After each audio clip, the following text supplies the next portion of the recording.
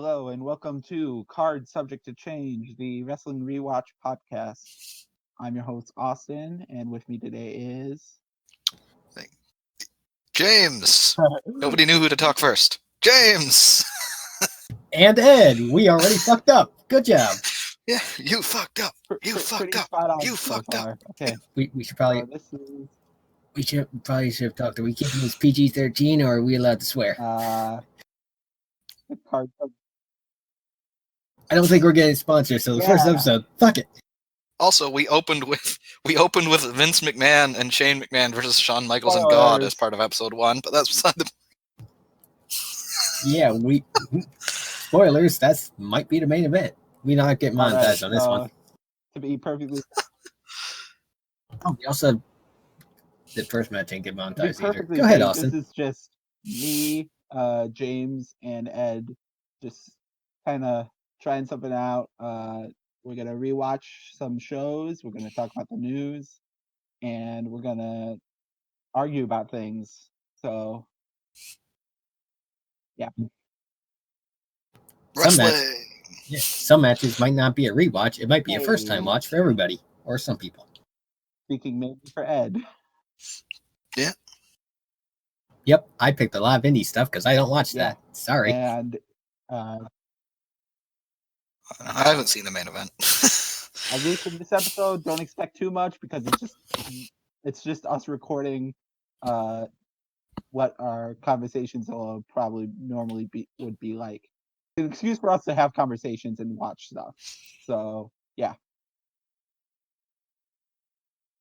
Yeah, pretty much. This gets going more. We'll probably get better at not talking over each other, like I just did. Sorry, Austin. I think we all just did at the same time. It's a triple threat. Who gets the title here for that?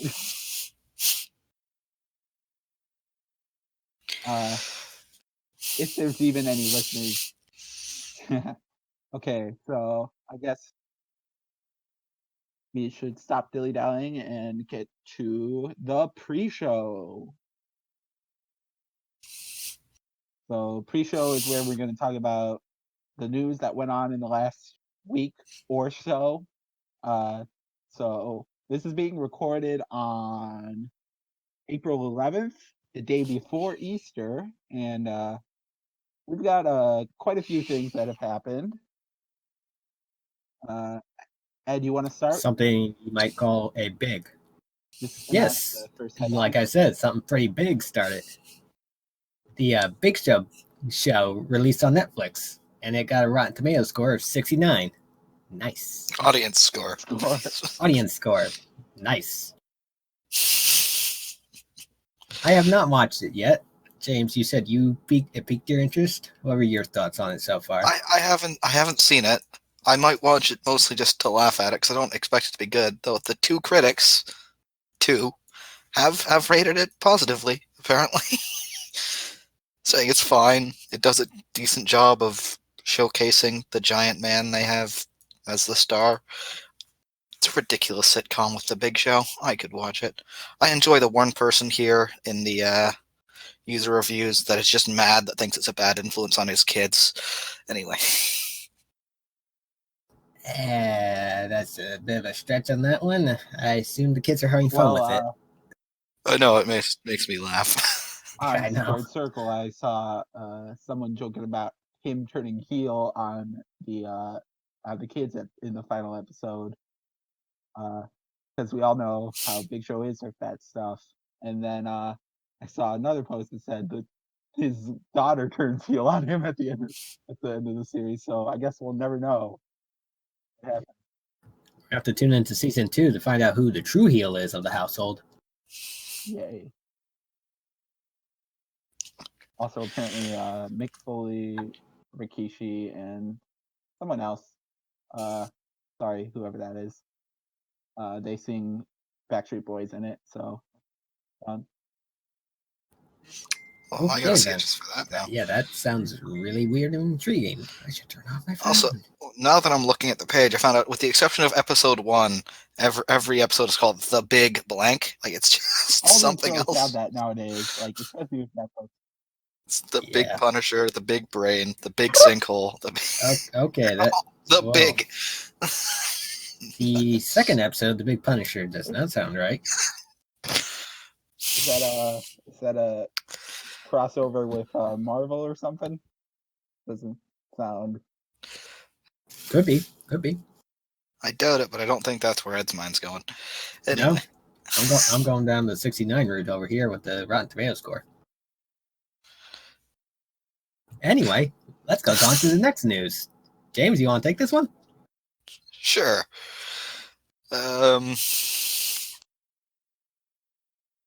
So, in good recent news, WWE has finally released the revival. Of course, they did it in the middle of the giant pandemic when AEW can't tape any more shows. So, And I'm not going to say they're the good guys, but thankfully they finally did it. And they might have done it within a 30-day window of when they were actually going to be released anyway from their contract because it was ending. So they kind of just saved themselves money and gave them the finger on the way out. Top guys. Possibly. Unconfirmed. Say yeah. Say yeah, indeed. I'm very excited to see where the revival goes. They do go hard all day, all night. I'm proud Southern people who'll be ready to fight. No flips, just fists. You have to make sure the comma's in there, though, because apparently WWE owns the non-comma version of that saying.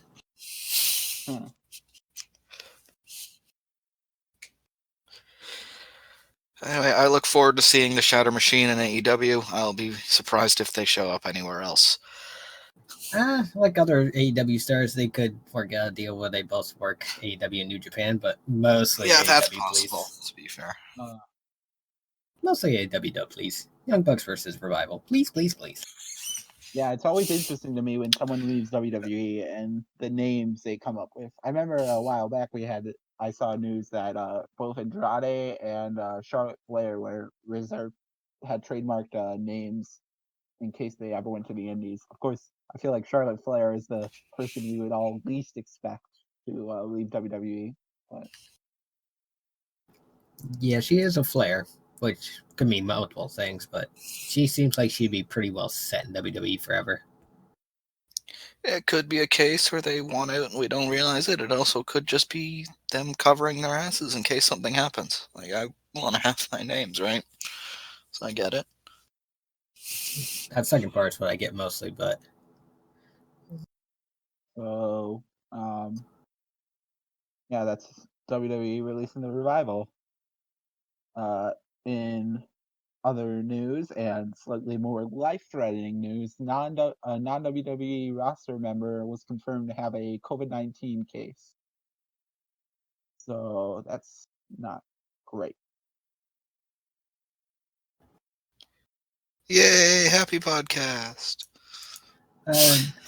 In a bright spot, though, apparently once the individual contacted it, they went to dinner with two healthcare workers along with another friend, and those two non-healthcare workers start showing symptoms, but then the one WWE employee did not come into contact with anyone after they showed symptoms, so they had no contact with anyone in WWE once they got it. So yeah, that's good for the workers there. At the same time, they should have shut down weeks ago. Yeah, like they should not be running shows.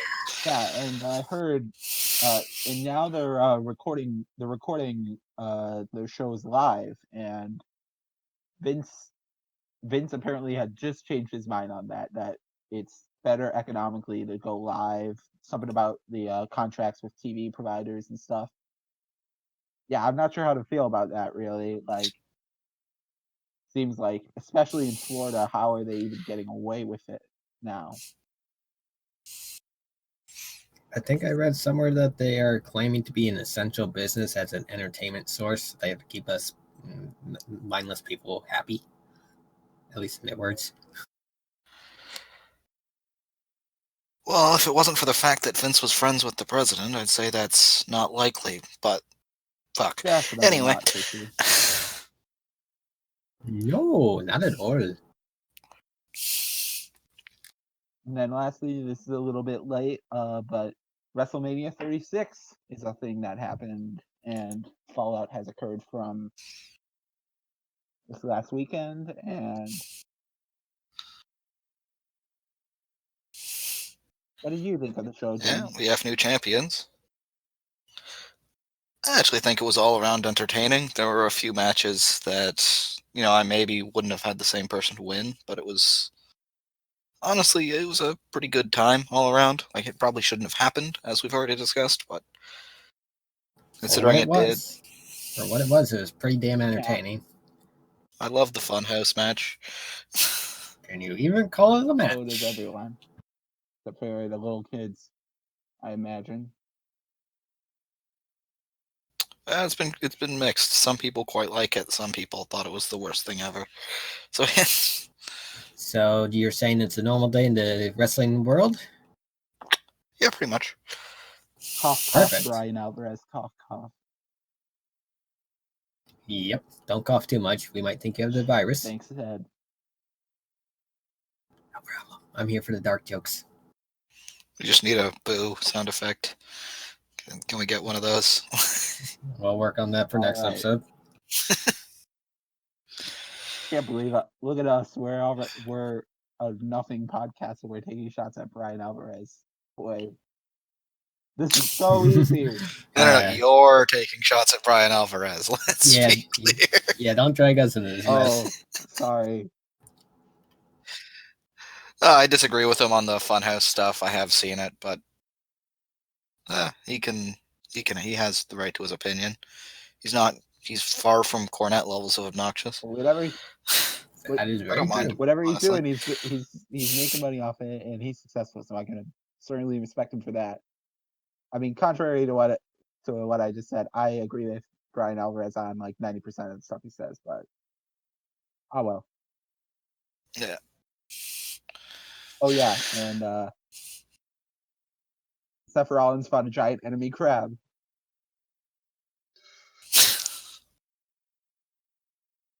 I know. I found what was even more funny was Drew fucking Claymore kicking a Kraken. For some reason, the name Kraken just escaped my mind.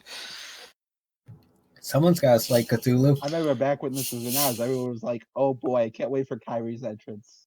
And now she's just a heel and kind of abandoned the pirate thing. But can we go back to a time where our biggest concern regarding WrestleMania was whether or not Kyrie would get to enter using the giant pirate ship? Yes, please. Yes, please. Go back to those days.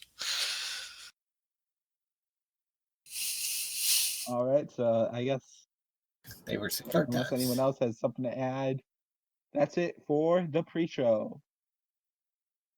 Now onward to the opener, which this week was chosen by Ed.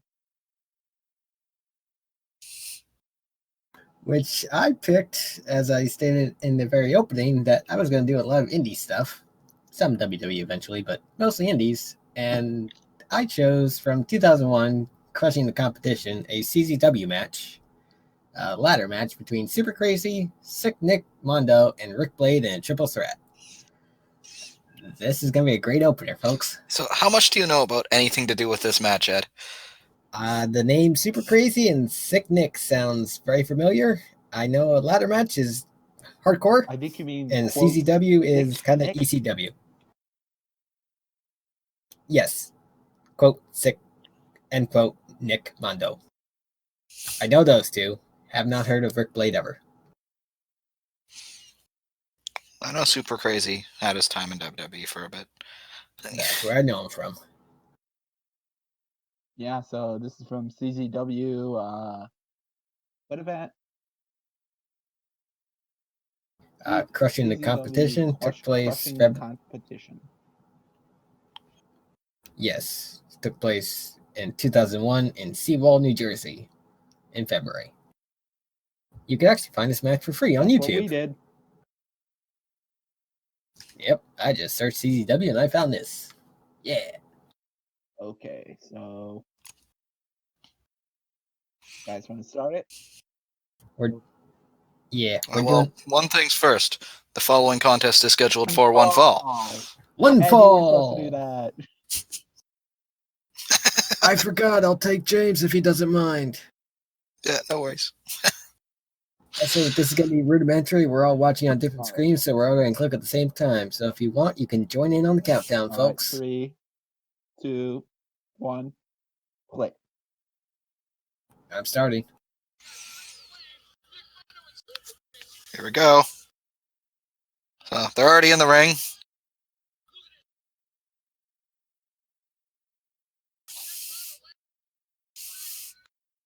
All right. That Flippy was a stuff. nice double kick. Yeah. Double kick. I would not expect anything less from Super Crazy.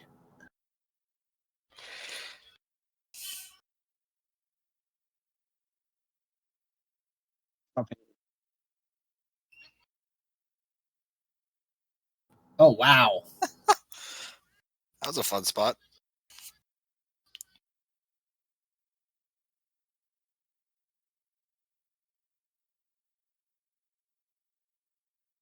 Oh, he's going to do the dive. He's doing the dive. And there's a dive. Oh, wow.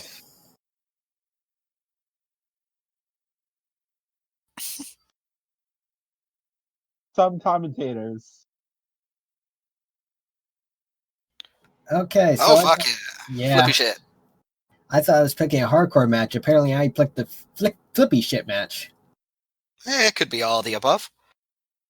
I would expect nothing less from CZW.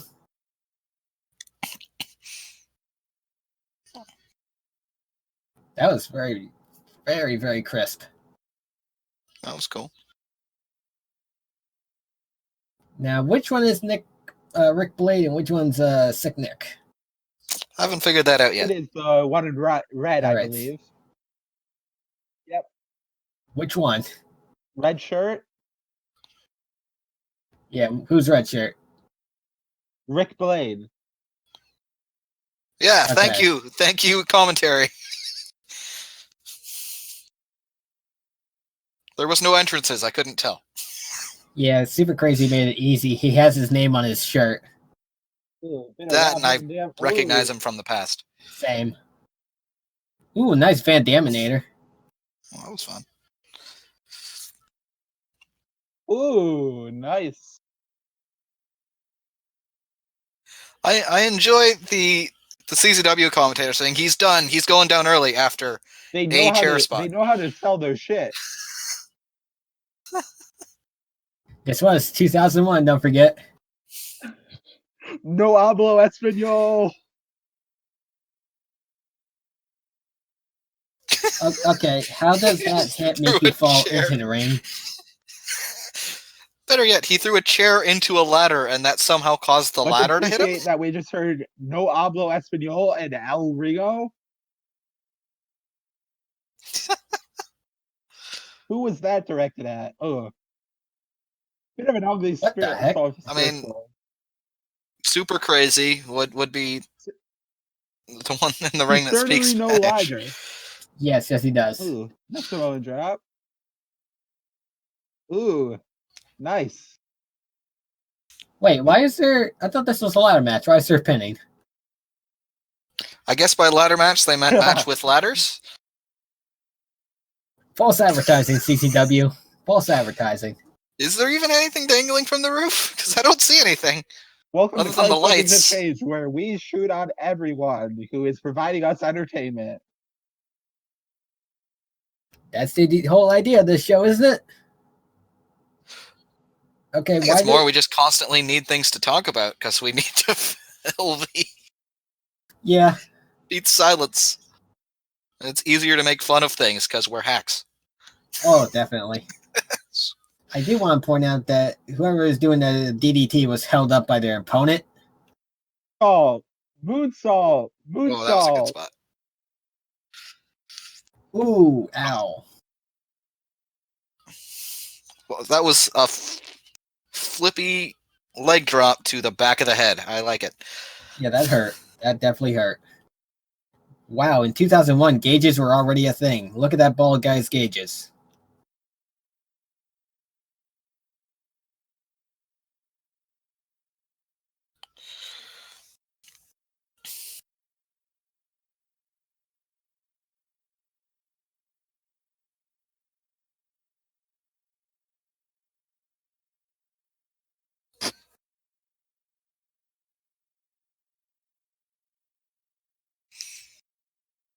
We're finally... The ref is holding the ladder. Boy. You know the ladder is really sketchy. I mean, that's some classic indie stuff. The flimsy ladder. Oh shit! I got an ad. How about you guys? Nope. Nope. Oh, I'm gonna be behind. Skip the ad, but I'm a few seconds back now. Hang on, pause. Can we go back to 508 for James Skull? No, just go. Now let's Now keep I ourselves paused. I don't synced. know what happened. Let's go to 508, people. Once we get to 508, we will restart. I had a mid video ad that I could do nothing about. Thanks, Canada. Okay, we're going back to 508. I heard 508, please. is where we're going back to. that's what was said to me. Yeah, that's where we left off before James had a mid roll. I skipped the ad as quickly as I could, and I was fine just being a few seconds behind. But I want to keep the same page so we it know. sounded like Well, the people are car's talking always about. subject to change. We're making up as we go. Are we ready to start at 508 again? Oh, we kind of have to work around YouTube. 3, 2, 1. I'm ready. Yep. Go.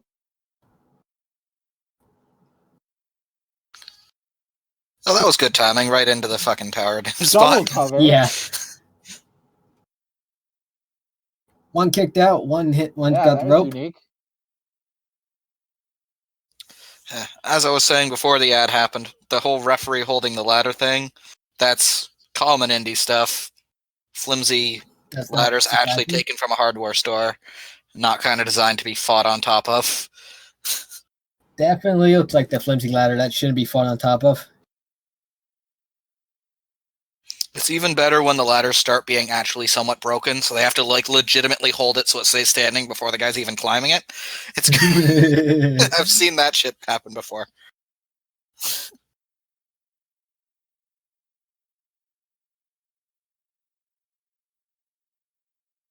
Ooh, I always love the diving drop What's kick. going on those chairs? Totally not some sort of planned spot. Oh boy. For a second, I thought he was going to drop it perfectly onto the chairs. I was hoping. That's some anti-Botchamania stuff right there.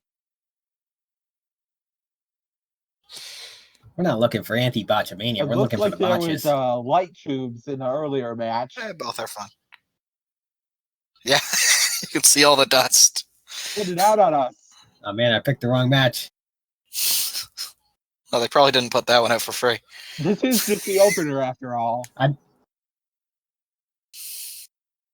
No, light tube match would be the main. Nothing Totally. good's happening here. Oh. Ooh. He missed it. Jeez. No, he got him.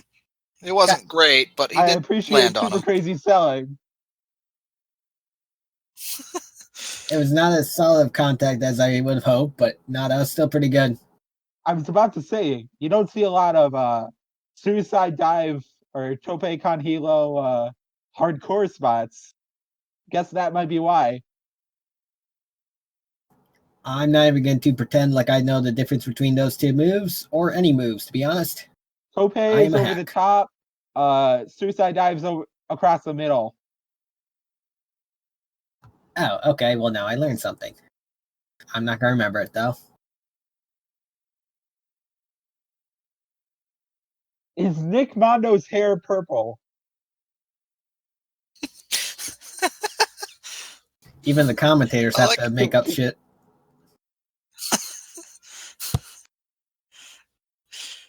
Don't worry about it. He's got the fire in his eyes.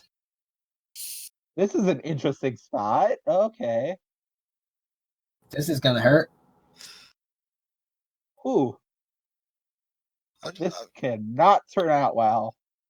This going where I think it is? I hope so.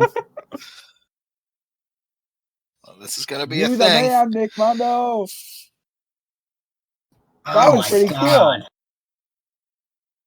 Yes, it was.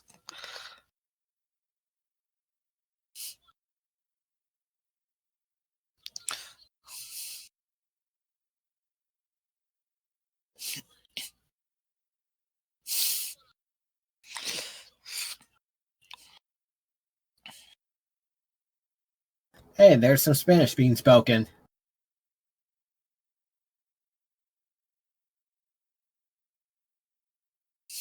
Powerbomb.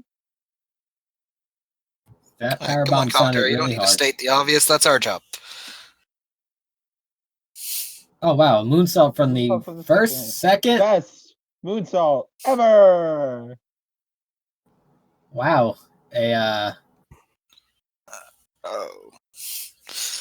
a Three Amigos moonsault version. Well, hold on, I gotta mock the commentary here. An uno a dos, but no cuatro. That's what he said. Okay. Ooh.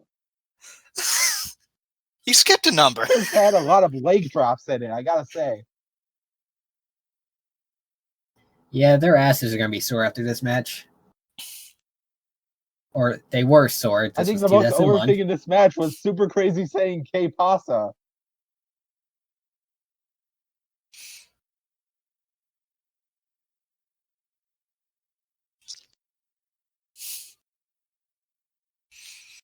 Ooh, when did that get set up?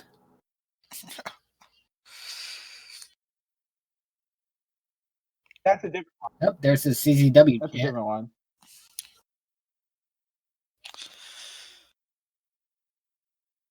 Double cover. What the heck? Hey. Who won? Is our first match gonna end in a screwy finish? And your winner. Both of them? By both of them, he means Super Crazy and Rick Blade.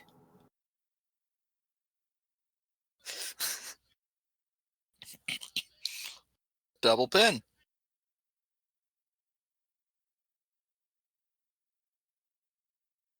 Tommaso Ciampa. Or I guess it was just Super Crazy. The commentary said it was Super Crazy.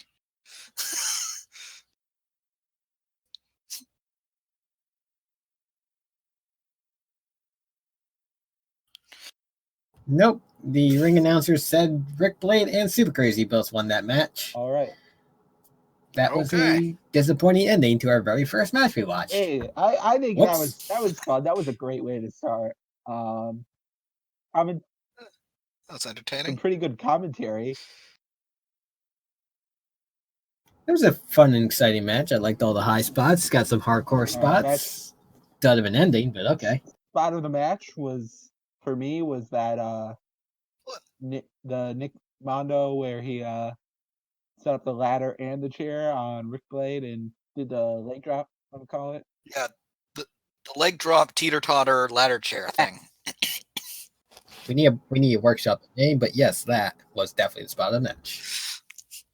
Wouldn't surprise me if it had a name. I obviously don't know it.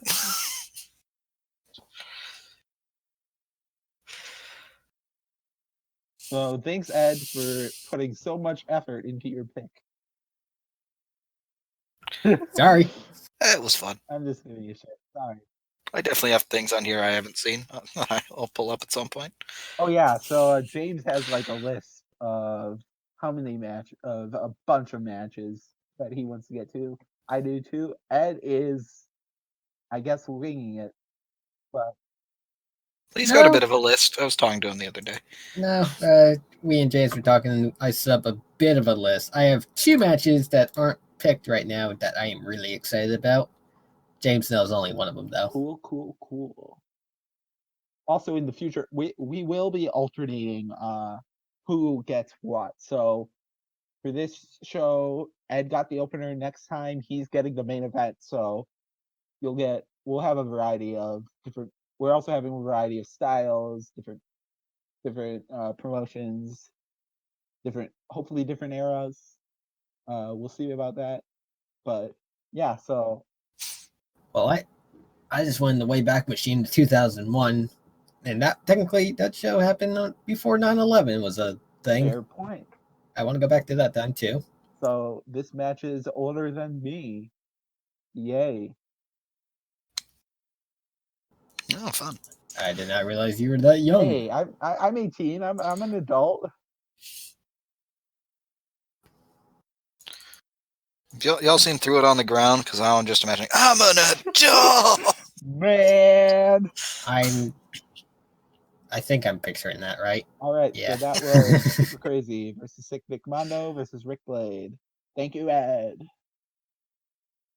CZ No Now dub. problem. time CZ for dub. the mid-card. All right, the following match set for one fall.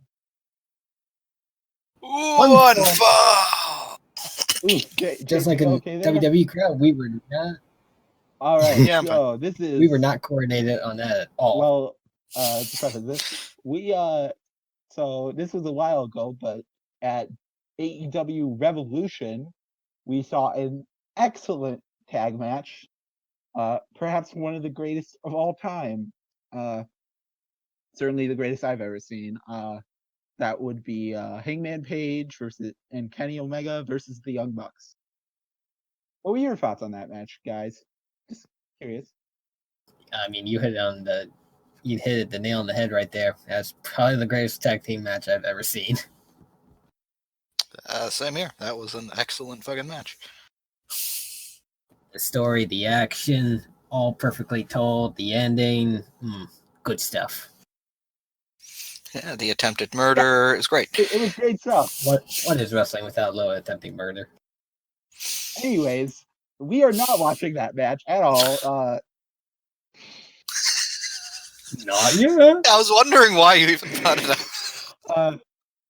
I was thinking. I mean, I could see the comparison to my what's actually second coming. favorite tag match. Yeah, I haven't watched a lot of tag matches. I got into wrestling in 2017. So I haven't. Which might also be the reason we're doing this. This is a match from June 16th, 2018. NXT TakeOver Chicago 2 as the Undisputed Era takes on the forever underrated Danny dang it, I screwed it up. Oney Lorcan and Danny Burch. There we go. I don't think anyone will disagree with that statement. And it's in front of a rather smarky Chicago crowd, as you will see. NXT. Quite what I meant, but okay. So we are starting. I mean, it's that plus in Chicago. Both of those things combined. CM Punk. CM Punk. All right, so we are starting at 3 minutes and 37 seconds. Okay.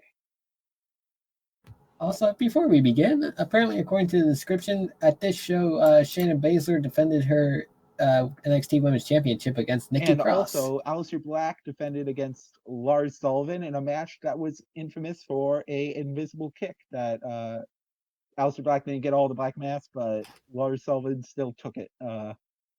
Yeah. Lars Sullivan, we have not seen him in a while. No complaints there. Personally, I always enjoyed him. Freak Accident is a cool move, but apparently some things happen in his personal life or something or other. Yep. We'll move on to from the weird main title defenses to your show.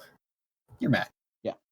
Oh, yeah. And one more thing, just a bit of background on what was happening with this. So this is the takeover after Takeover New Orleans, which was an excellent show.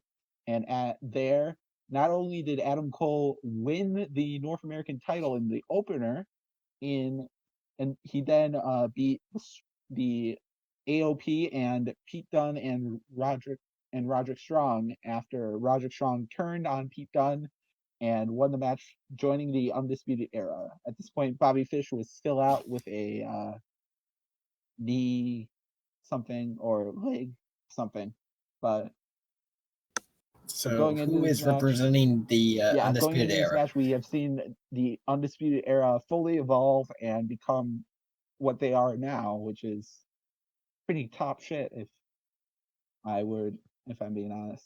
Okay, so 337. So is this Kyle O'Reilly and Roderick Strong defending the titles, or is Adam Cole somewhere in the mix? No, Adam Cole will be on the outside.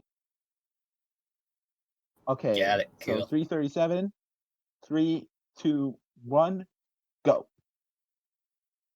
Starting. Shock the system. I don't know. Did they stutter there? They still have this song, I think.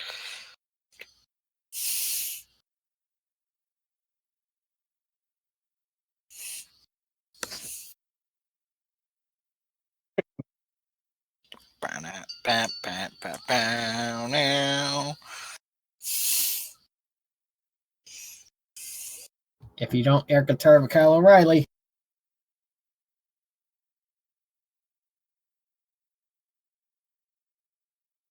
That wasn't me not finishing my thought. That was me getting off a push to talk to air guitar with Kyle O'Reilly. Fair enough.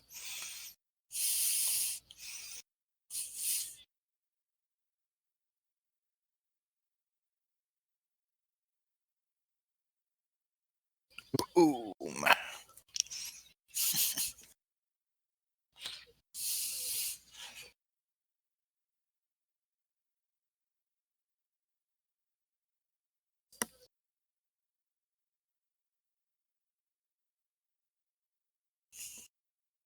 Is not in this match. No, he's not. Arguably, I like when the closest WWE has come to the NWO. Like, well, not quite the NWO, but they are just so cool. They're the cool faction. I mean, Evolution is pretty cool. Yeah, I suppose so. Oh. 1, 2. Throw him up. Throw him up. So Lorcan and Burch just debuted on Raw as we're watching this. They fought Ricochet and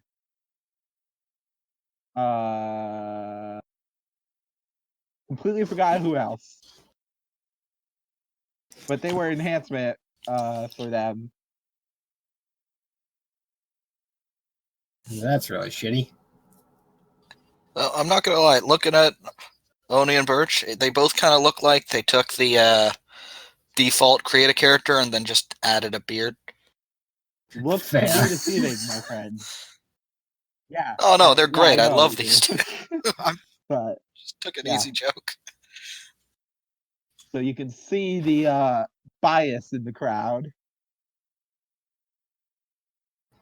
This is what you mean by smarky. The crowd is chanting for the heel team. Hey, they're cool. The NWO were pretty popular. Again, I'm throwing that in there. Fair enough. I wonder if we'll ever get to a WCW match here.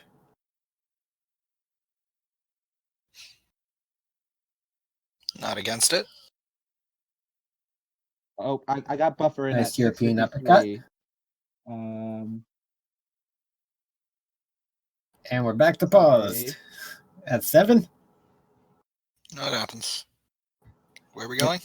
7 minutes is where I paused when I heard that we buffered.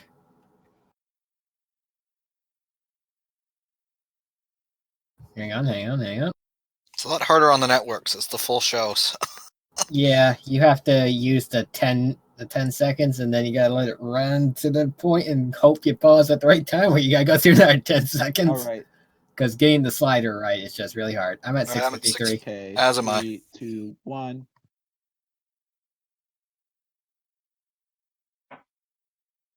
There was no go that time, so. Whoops. As long as we're all within a second of one another, that should be okay. Yeah, I think we're all close enough. It did look like Undisputed Era we're going to get cornered with Roderick Strong, but it looks like the tables turned very quickly. Yeah, I remember watching this and very much hoping for an upset.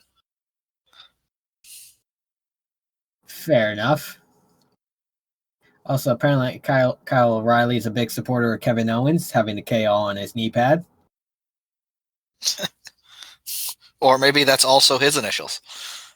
No. Ooh, that, ow.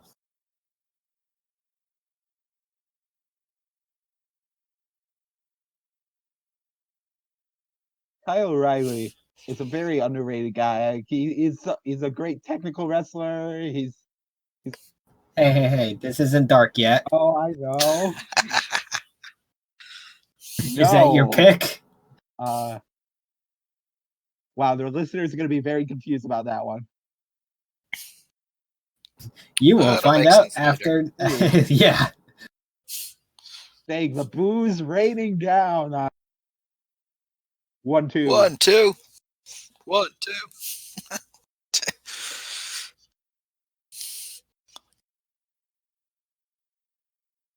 Poor guys, they just can't get a 3 count. Womp, womp, womp.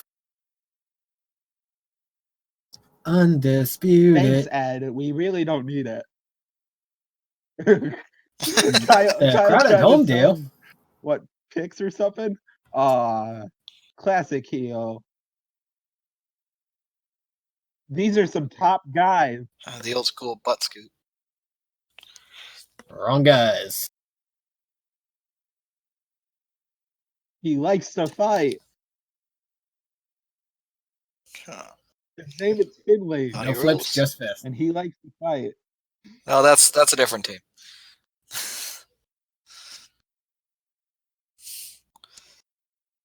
This is already a really great match. That it is. Sleeper hit. It was certainly in my top 10 for 2018. And it's from one of my favorite eras of wrestling. For this entire year, from the first NXT War Games to TakeOver New York, or TakeOver 25 was also really good. Some incredible stuff from NXT. Easily, in my opinion, the top promotion in the world. I would not disagree with that. NXT has always been stellar, especially with their takeovers. It's fair. It just came off the heels of TakeOver USA. I have not watched it.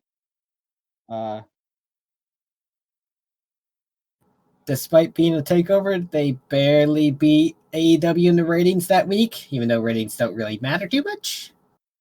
So I think that would. Hey, the XFL just got canceled. I'd say ratings matter a good bit. I don't think they got canceled because of the ratings. I think they got canceled because of the Fair virus. I mean, I'm going to point out that NXT beat AEW on a night where they booked probably the most hyped up match they could have, and they barely did it against a show where, like, what was biggest match on AEW? A lot of our biases are certainly coming through here. The biggest match might have been Shawn Spears and Cody, or the tag match between the double best friends. Right, which, both of those matches I very much enjoyed and were great, but in terms of hype, neither have anything on Gargano Ciampa, and yet NXT barely. Anyways, there's a match going on. And the 6-woman ladders. Yep. A very good match. Very. Talking and speaking. I'm surprised Cole hasn't gotten that involved yet, aside from being among the group getting... actually, no. There was no dive to the outside with the group spot. Because these guys are just fists, not flips. Once again, a different tag team. Yes, but that was I paraphrased. Man, we're making a lot of Revival references. You could say they're top guys and they're on our mind. Made that. And to answer that, I'd have to say, yeah. These jokes are awful.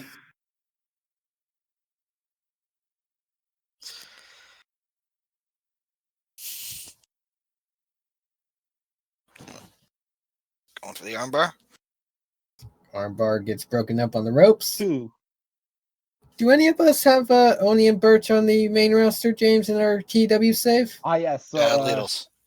Oh, I'm surprised you don't. To Lidls.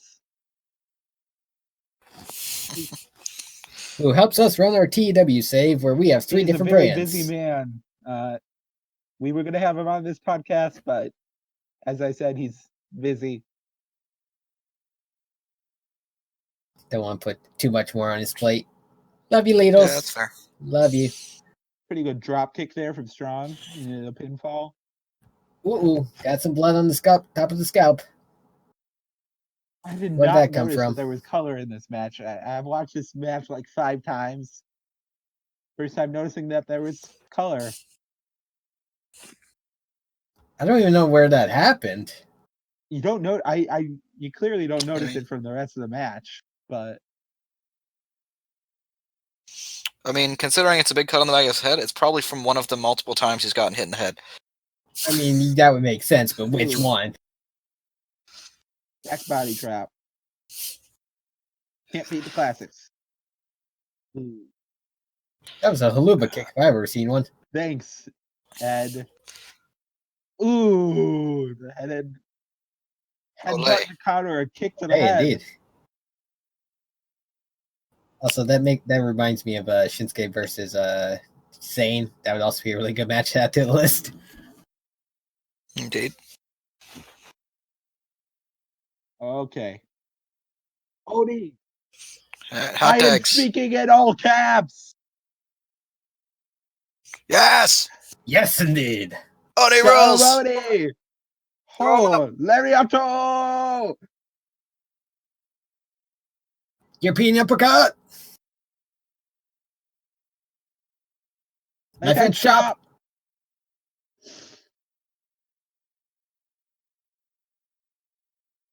Drop kick. Yes. Oh, no flip, no flips. You just this. Ooh, nice dive. Aww. Jeez. That kills the revival jokes. Go, Oney. And there was a flip like 2 minutes into this match. But it wasn't by it wasn't by them, was it? It was Burch did a dive. Oh, sick European uppercut. Oh wow. Dude. Ed was not paying attention, apparently. Also, shout out to green shirt Ellsworth looking dude who's usually at these events. I got to stop that right there. If you keep shouting out to green shirt, things will get ridiculous because it's going to be in every match we watch. Well, any match like 2015 and later, maybe from WWE. Actually, no, from AEW too. That was my first post on Squared Circle. Ooh, nice. Blockbuster. Oh, yeah. Oney and Burch turning the crowd a bit. You can hear it now. A bit. Ooh, high angle DDT. I thought they were going for a shatter machine. Jesus, Ed, calm down. I have revival on my mind. And yes, it is normally this way. I apologize to the viewers at home. Ed is also not The Rock as much as he may try. That was no, he's just a bit psychotic. Bump. That it was. Yeah, that looked like it hurt like hell. I think my favorite thing about Burch and Lorcan is that every time you expect them to fall, they keep going. I know. Also, it's really impossible for anyone to beat a Rock besides The Rock. When did this come up? Yeah. Oh, because Ed referred to himself in the third person. I do that quite a bit. Ed does that quite often. Ed is still not The Rock. Nope. Ed does it not because he wants to be The Rock, just because he's a bit psychotic. Cole's face is always sell matches so well.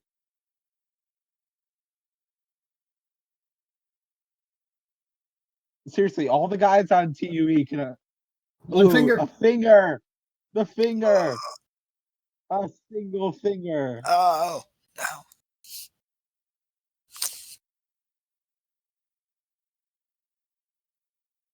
Come on, scooch. Scooch. That was such a good kick out fight out of a submission. Yeah, that was really good.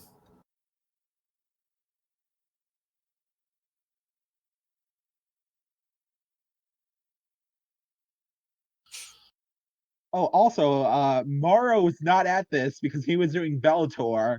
So Vic Joseph is on commentary with Nigel and Percy. Oh, yeah. That's not a bad trio, to be honest. I thought commentary seemed quieter. I like Morrow. He's just loud. Undisputed Era. they are the faction with all of the best emoting people. Like, honestly, Strong, O'Reilly, Fish, and Cole can just emote so well. Crazy. I don't know if he does it at any point in this match, but I love the thing O'Reilly does where he tries to do that "I'm tough, I'm gonna no-sell and stand up" thing, and then he just falls back over. Ooh, blockbuster to the That's outside. Yeah, that hurt. Fuck yeah. Cole is just in You hear shock. how loud the crowd is cheering You now? could say that double blockbuster shocked the system. Holy shit. Holy shit.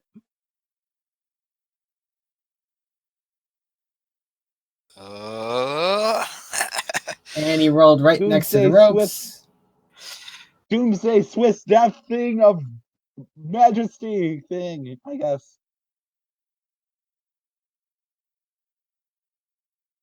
And Cole is gone. This is actually before I feel like so before this Takeover Philadelphia happened where there was a lot of interference. But this is before Takeover New York where TUE interfering in things just got totally ridiculous. Yeah. And the crowd.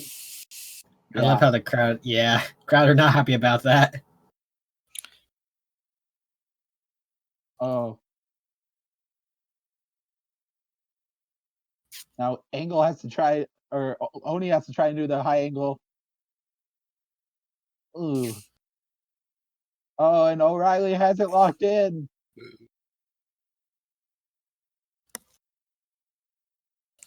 Run, fight. Throw it up. Throw it up. Ooh. Come on, throw it up. Fight. Fight in all caps. There you go. Fight. Fight. Fight. Fight, Lorcan, fight. Exactly. You know what? I want to see a feud between Oney Lorcan and Warhorse just for the Twitter. There doesn't even need to be a match. Just let the Twitter feud what about go. Warhausen? What about Warhouse? Ooh. That was a joke purely for... Ooh. Yeah. Chop block to the knee. Another one. What a reference. Not really. Power bomb. Oh, single leg Boston Crab. Boston Crab. Crab people. Crab people. Oney! Fuck you. Oh. Oh, it's so good.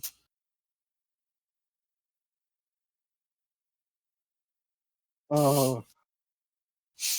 So good.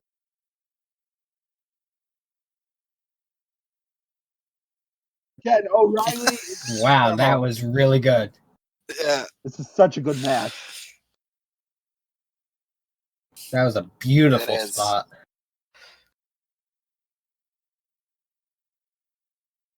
I mean, I knew going in that this was the best wrestling match we had picked for this episode. Hey, no one had watched that CZW match. That could have been a real barn burner instead of just... Which, to be fair, it was very good. Here comes I didn't the spot. Yay!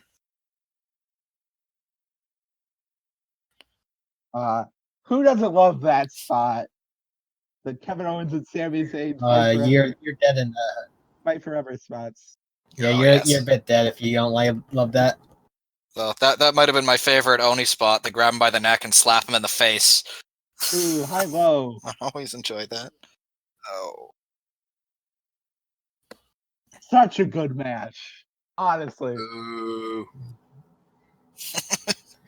Undisputed. Undisputed.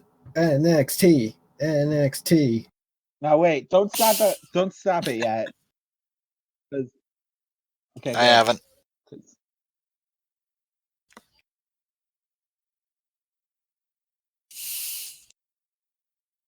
Did Oney and Burch get the standing ovation thing after this one? Yeah, there's a yeah, it's just really good.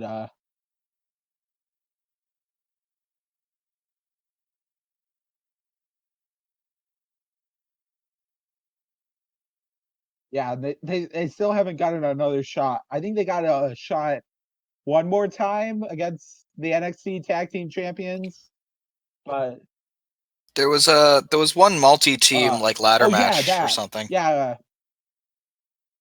I think Street Profits won that. I think so, yeah.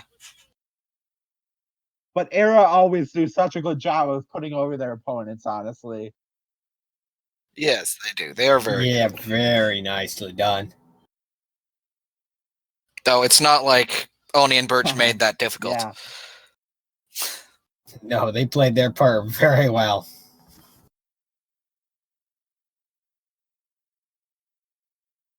I still can't believe it's such a boring name for a finisher. The high-low. I know it describes the move. It describes it perfectly. It's just no Doomsday Device with an uppercut.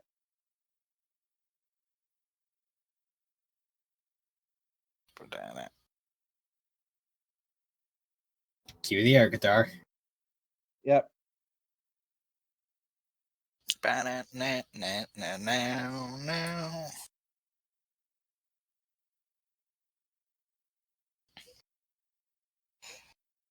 I saw someone holding up their finger. I also, yeah. Yeah, and that's what I like about. They were able to win over this crowd that was so Undisputed Era centric, like so Yeah. good. Oney and Burch. Oney and Burch. 1-2. 1-2. Okay, so that was a very good match. I love that.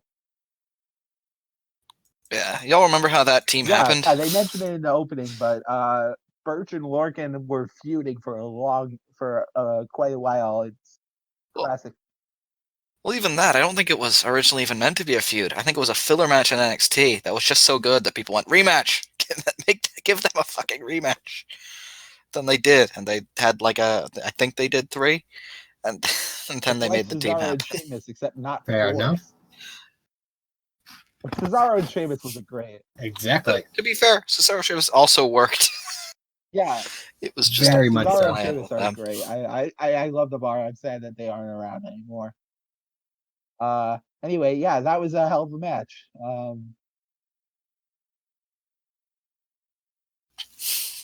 That it was.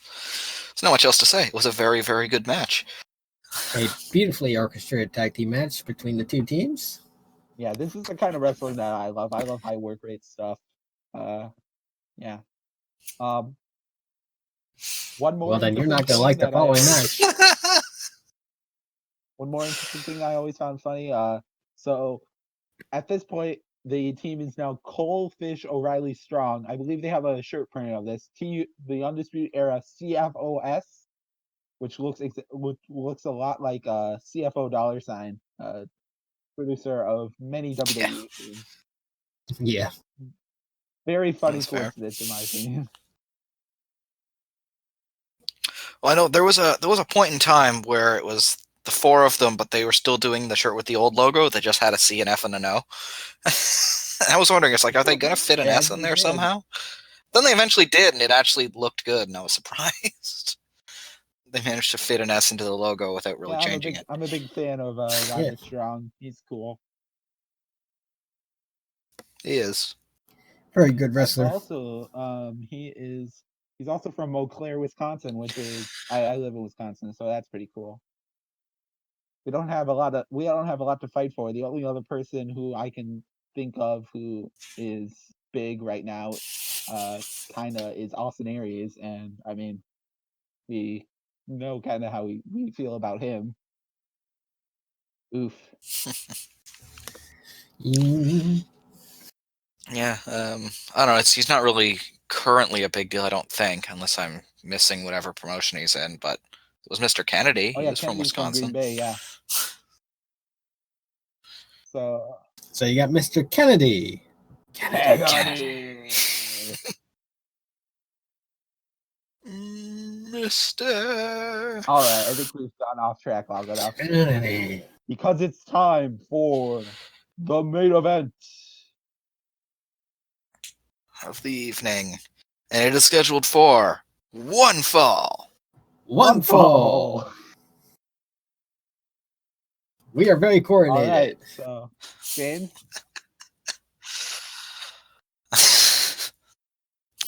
Sorry, I'm just laughing at how awkward that was. It was great. The awkwardness makes it better. So what is coming up next is Vince and Shane McMahon versus Shawn Michaels and God. So speaking of some high work rate matches. Anyway, starting this at 127 from Backlash 2006 on the WWE Network, so that we can get the pre-match package, just to see some of the ridiculous fucking build to this match. I think this happened like a month or two after Shawn Michaels and Vince McMahon's Big Mania match, which was great. And then for whatever reason, they decided to continue the feud, and this match was booked. Yay. So, unless anybody has any questions, I think know it's there's time to count it in. I know there's another good. We're starting at 127, to be clear. Yep, Sorry, starting at 127 on Backlash 2006 on the WWE Network. Sorry, you were cutting out a bit for me. No worries, I get it. It's possible it was cutting out for the whole thing. Gotta make sure the recording gets it. All right. So, without any further ado, 3, 2, 1, go.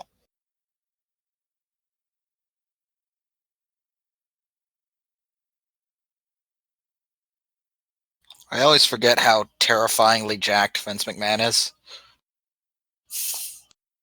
Yeah, you don't think he's jacked, but no, he is. Photo of him with the magazine.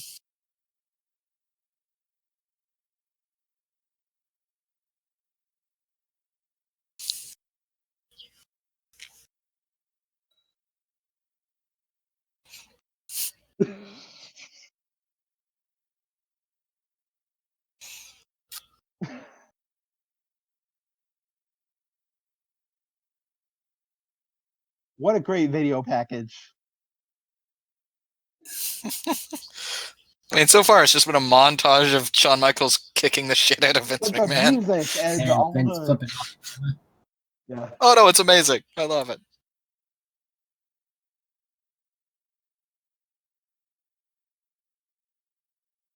We wish.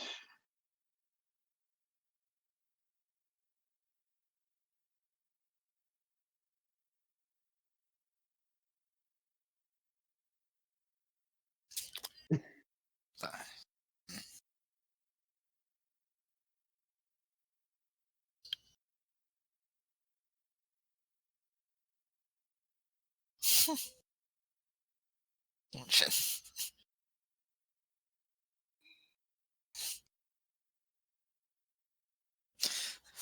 He should have gone full John Oliver and founded a church.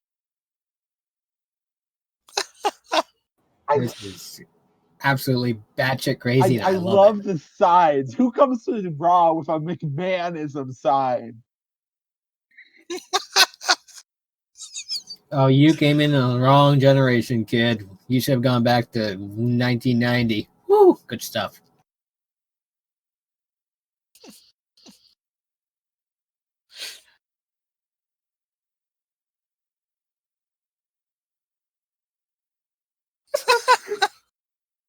Why did the ring post just explode?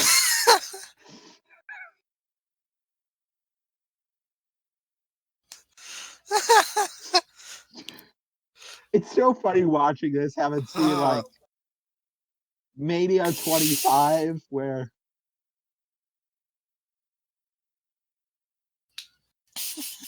I hope you all have popcorn like I do. Yeah, I'll be honest, I haven't actually seen this before, but I know it's insane. Forward to it.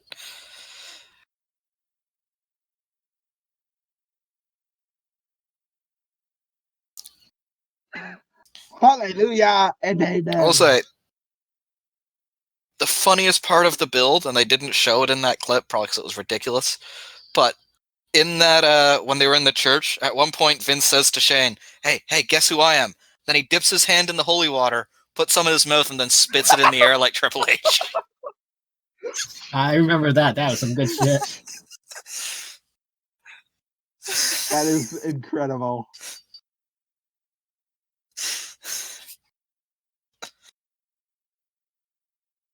I think this is the first time I'm going to hear Vince's theme in like 10 years of him actually coming out. Whoa, wait. Maybe like 5. No.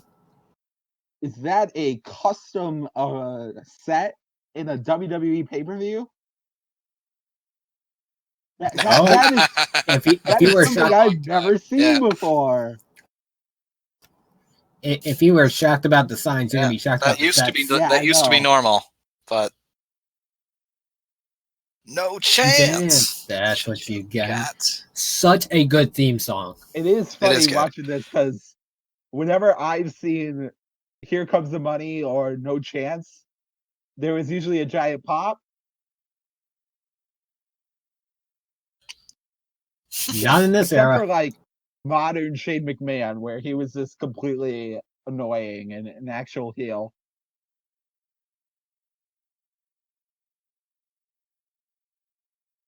By the way, if Vince ever decides to make a new theme song for himself, he shouldn't. He can't come out to anything other than No Chance in Hell. No Chance in Hell. Oh, God. I love the how when he was halfway there, he tried to hype up the crowd. We're all gonna cheer for him. As much shit as we like to give him, he is a good showsman. Oh, he's entertaining. I'll give him that.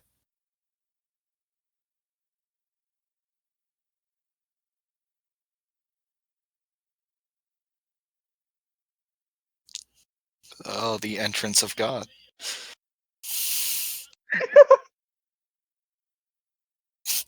Holy roller. From heaven. What?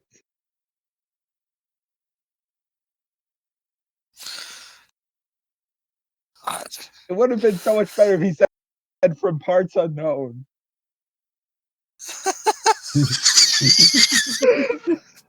The fucking spotlight on nothing. This is better than the Invisible Man match.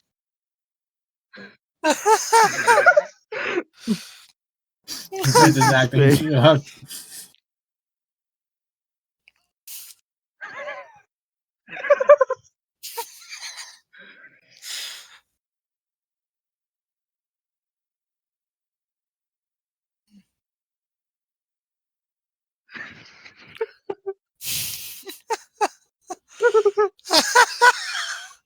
This is batshit insane. Oh no. That's jiggy with it. Oh my God. They reused the song later.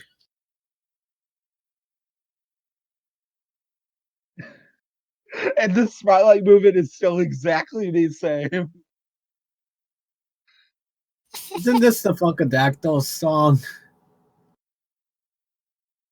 It sounds very close to it. Yeah. Well, Brodus Clay specifically. Sad that no one's reaching out to high five God.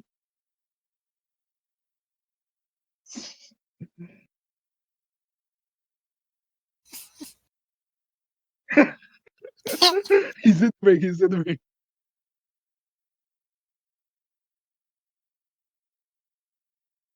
Get behind me, God.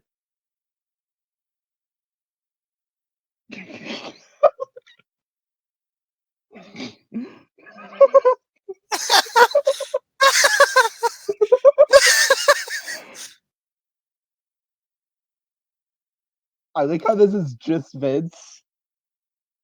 No one else is.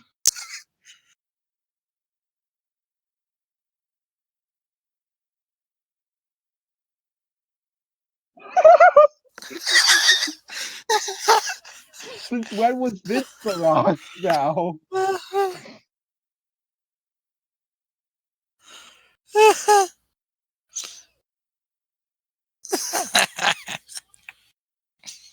Just bring it, God.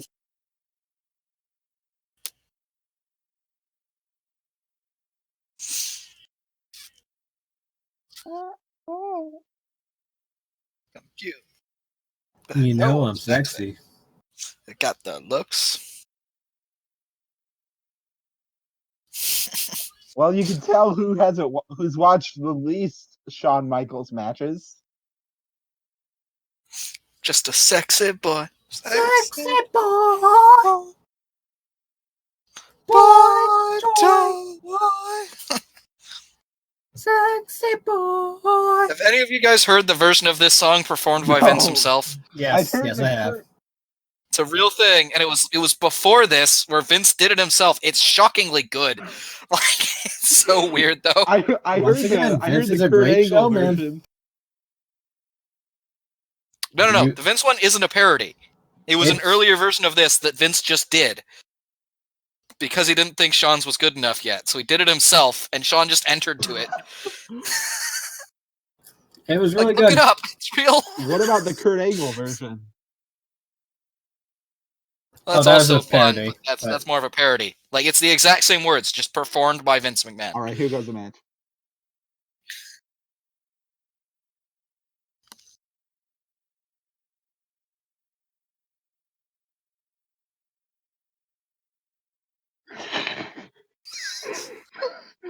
Oh, wow. God tapped out is one of the signs.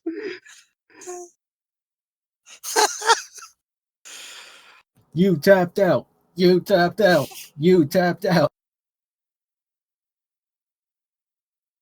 It's good to know that even in 2006, Jim Ross took no shit. That was always Jim Ross.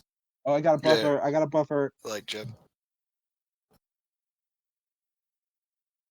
Are we stopping? Yeah, where are we pausing? I got 137.30. 23.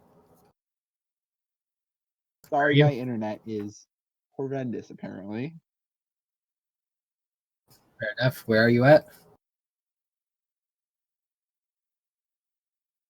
Where are you at, Austin?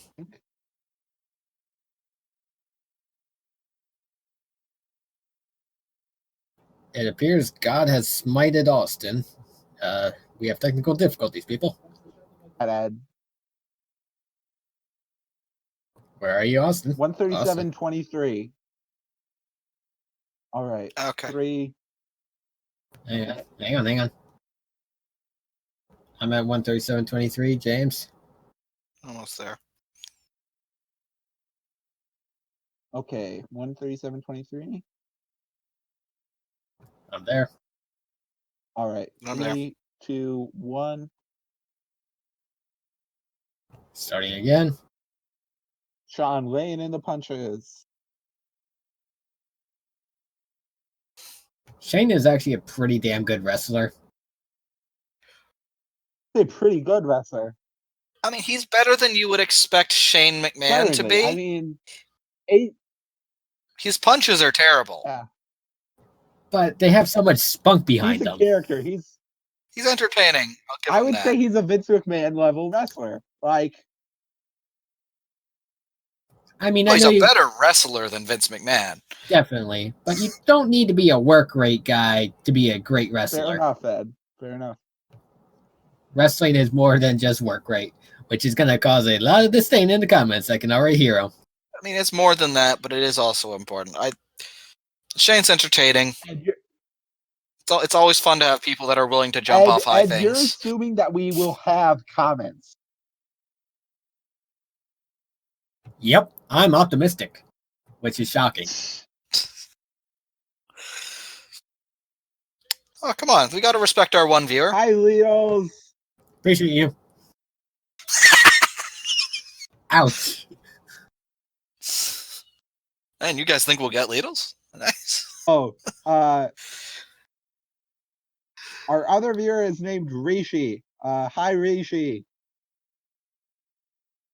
Hello. Hi, Rishi. AKA Brother Nature. That back body drop onto the steel, that hurt like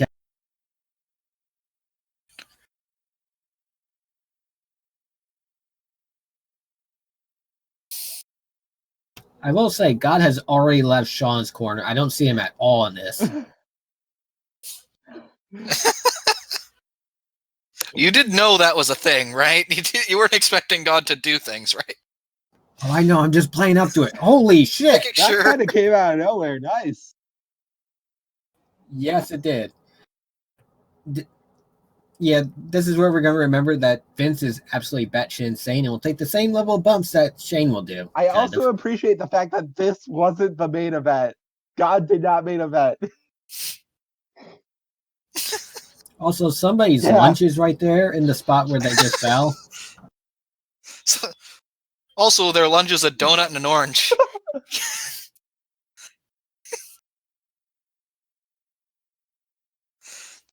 Also, this is why they need special sets, because they can use them for slamming into things. So with and all WrestleMania 36, we saw a bunch of cinematic matches.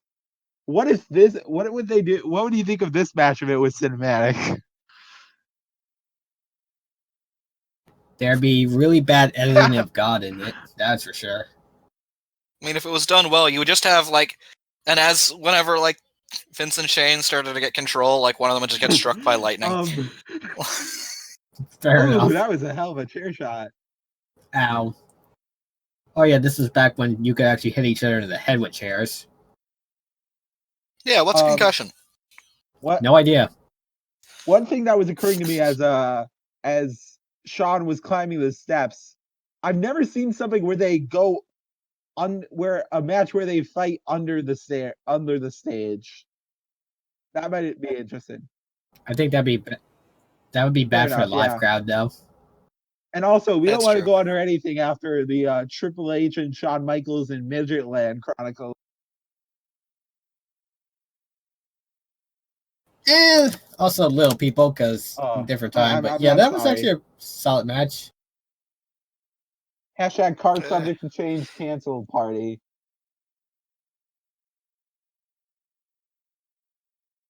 Also, there's more color in Oney and Burch and Shawn Michaels versus the McMahons than there was the CZW match. Well, I think we knew this one would probably be a bit bloody.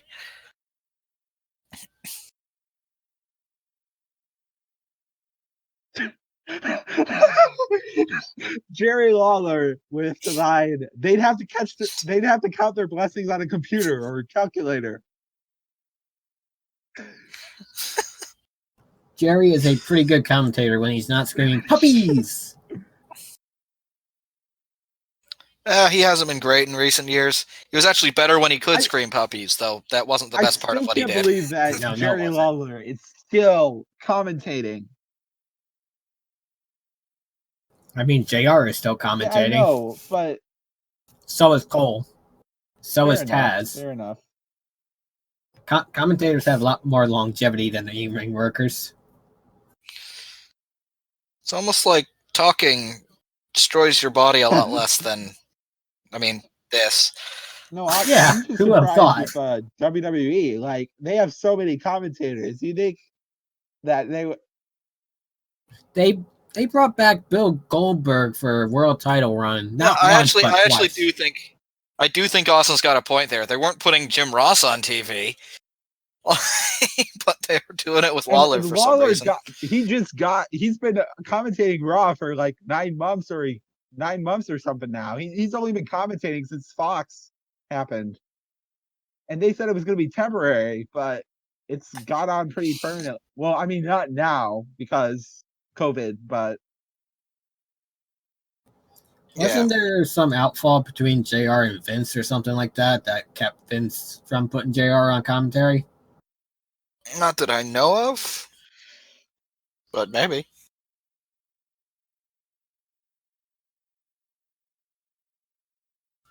Well, good call from Jim. The son of Satan on Earth has a mean streak, no doubt. Also, there's a Carlito-looking like guy in the crowd. Yeah, I'll give you that. Or is he a Carlito lookalike, or is he just a man with an afro? Fair question. Probably the latter. But I want to go with the first part just for the story. I respect the afro, though. Very good hair. Yeah, I'll give you that.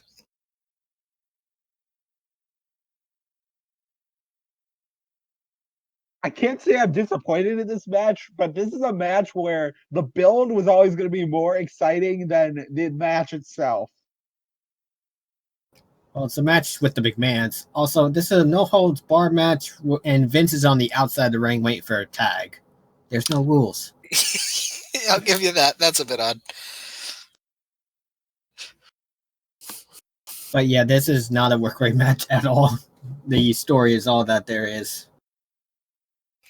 Yeah, well, I think we knew that going in. I was expecting nothing but a clusterfuck, which is what it's been. So I'm pretty cool with it, honestly. Yeah, for these matches, you have to suspend your disbelief for quite a while.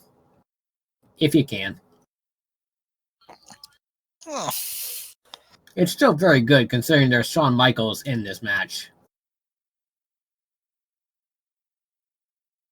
Why does he need a tag out? It's no DQ. I mean, I guess there's nothing stopping him from just walking in and kicking his ass more, but maybe he still needs to tag to be the legal man. Vince wants to pin him. That's. I think that's the point here. Fair. But he didn't have to wait for Shane to be ready to tag him. He could have came in, jumped him, and then fucking dragged Shane's ass over the corner. Like, there was...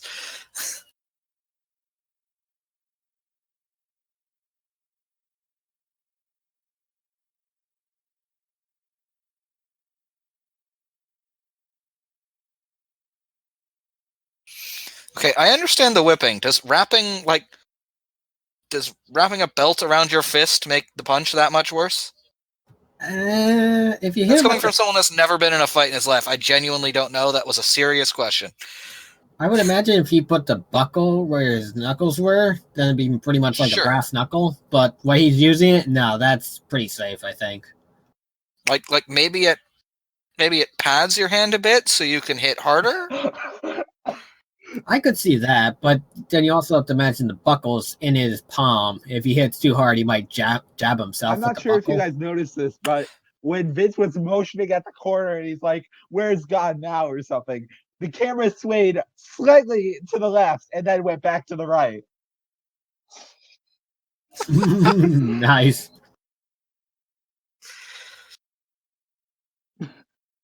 Oh yeah, it's coming. Oh. What is a concussion? Give me the microphone. Jen sucks, guys.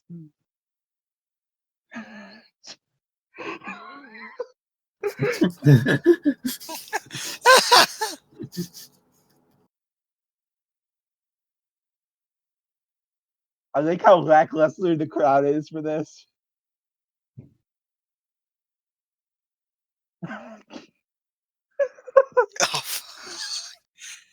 Oh my god.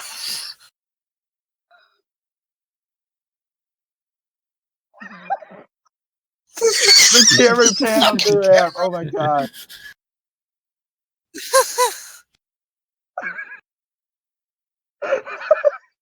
God has left the building, guys. This is beautiful. Fuck.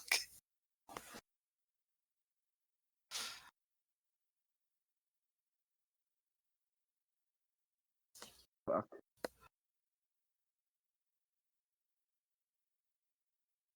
Oh no. I mean, honestly, I can't blame the crowd. This is a match that probably should have never happened, but it's entertaining looking back on it. Yes, it is. That's what wrestling needs to be. It's entertaining. For the sweet sin music. Do you get it, guys? Do you get it? Yes. Good pun. Deserve no reaction. Just like this match.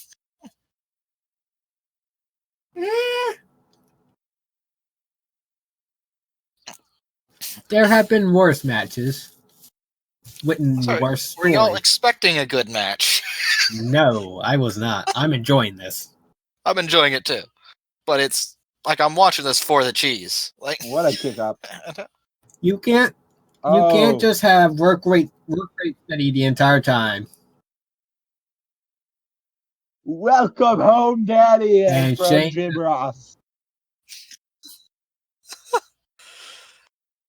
The Demon Seed. The Demon Seed. Oh shit! Another buffer.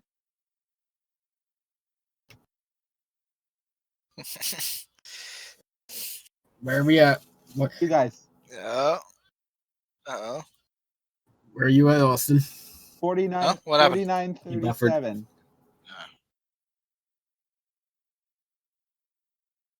Oh, that's Yeah. not bad at all. Okay. Okay, I'm at 149.37. James? What am I? 3, 2, 1.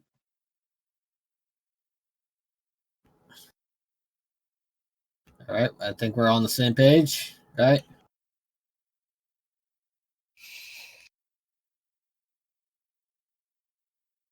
Shawn is firing up. And up to the top. Huh, I wonder what he's going to go for. Double axe handle? No, elbow drop. Yep. Classic Shawn. I know that. I know. I could tell you were being sarcastic.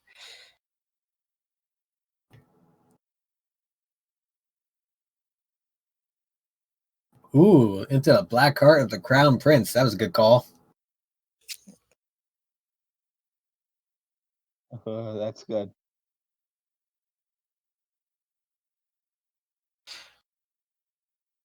Double sweet chin. Suck it. Thanks, Jerry.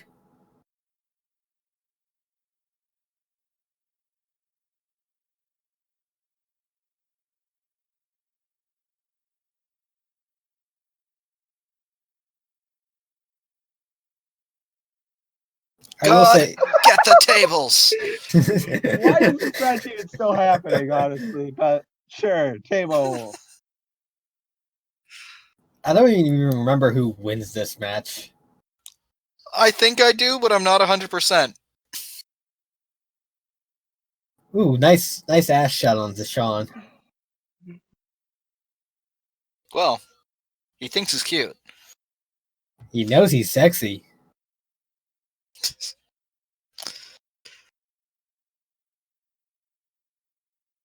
The crowd are into this.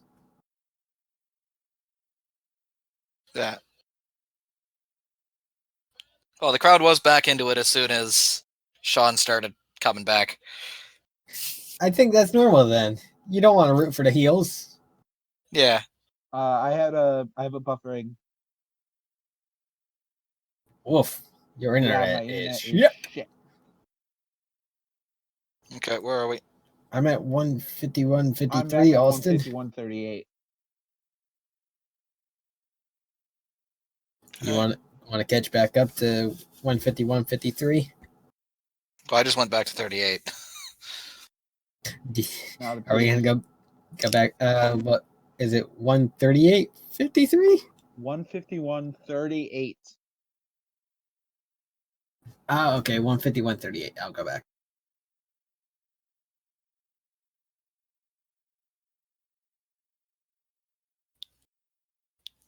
Okay, I am there. As am I. All right, just give me a sec. Cool. We apologize for all the technical difficulties. Shit, internet is shit. 3, 2, 1. Going. There's some confetti falling off the table there. Yeah, I don't know what that would have been from. Nor do I.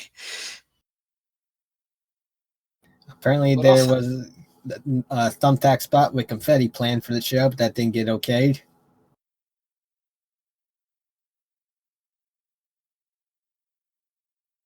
We want tables. We want tables. We want ladders.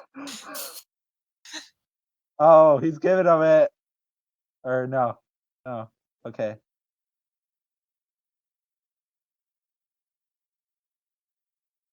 Vince apparently doesn't know how to roll into a ring. You think after Or like maybe he three just or is so good so at rolling decades, they into a would know how ring that to. he sold it like he was injured.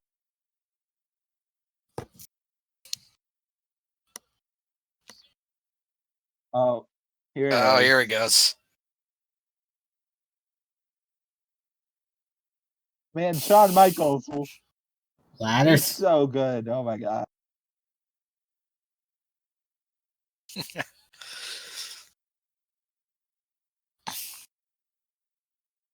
That's a big one.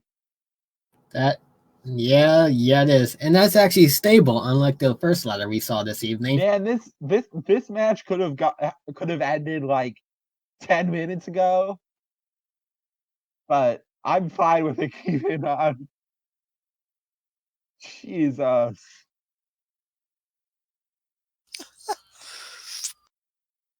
I almost said to myself, Shawn, is God really worth this? But then I mean, like, I don't know. Depends on who you ask.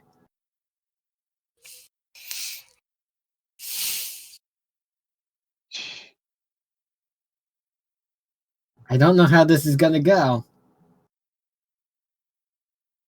Imagine.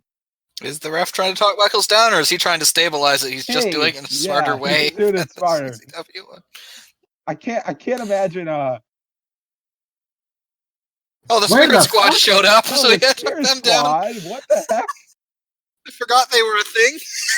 Where the fuck did they come from? This is more confusing than when Otis saved Mandy in the Rumble. Yeah, at this point in time in WWE, McMahon and the heels had a team of evil male cheerleaders, one of which is Dolph Ziggler. Anyway. I knew that. I don't know where the hell they came from. I didn't see it either. I was wondering if Shawn just jumped into God's arms for some reason. Yeah, I was quite. Why is he turning around? I guess that's good camera work, maybe. Oh, there's Dolph. Nikki. Get the continuation of the feud between the Spirit Squad and God. Jesus. Okay, well, I think I know who wins now.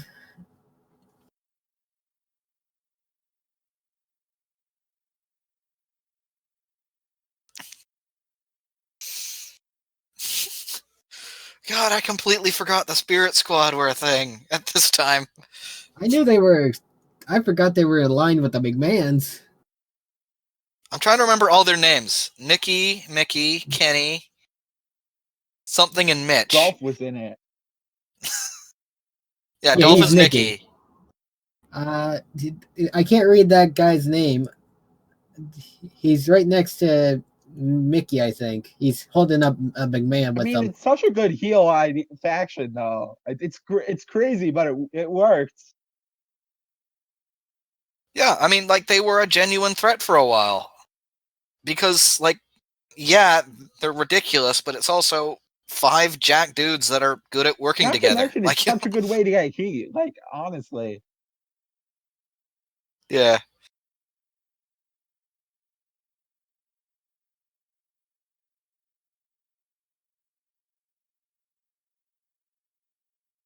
Oh god, this spot. I remember this spot. This was their signature thing. They're like the Nexus. Okay, I don't think that's exactly a great comparison. No, not at all. They're like the Nexus. I do want to give a shout out to whichever Spirit Squad member held on to Michael's legs and guided him into the table and then just yeet him off into the first row of the crowd. Again, I started watching wrestling in 2017. I do not know that much shit. I don't know that much about the old stuff, okay? No. Just the Nexus were a bit more of a serious threat than the Spirit Squad ever were. Yeah, absolutely. They're just...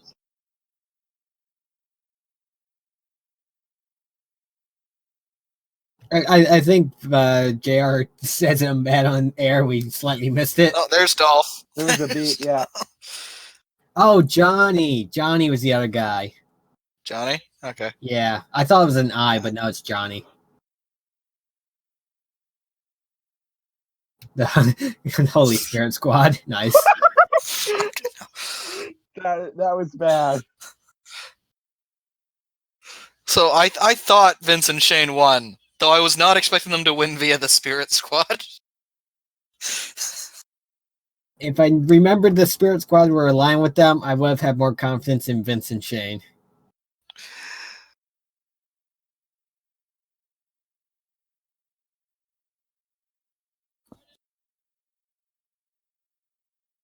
Watch Kenny.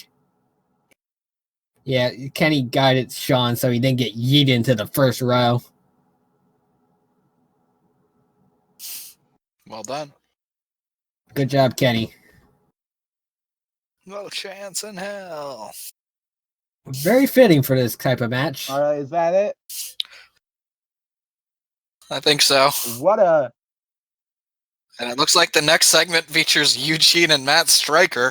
So that's a thing, but What a to follow-up. take a page from the book of everyone in the build to this. What a hell of a match. But fucking hell. That was a clusterfuck, but it was an entertaining clusterfuck as expected. Again, that's all you need from wrestling. Just be entertained. With that said, of a build that insane, were you expecting the fucking heel to win? No. Even more fucking.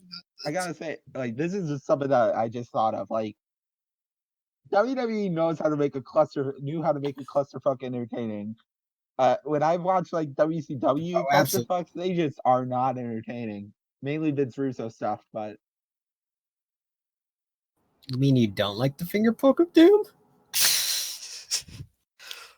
Though another thought of this does mean that officially in WWE canon, Vince McMahon has defeated God. I'm just gonna leave that. I mean, that sounds logical. He's still, 75 years old, and he's still doing what he does, all jacked up on probably coke? Yeah, I think he's beaten God several times, actually.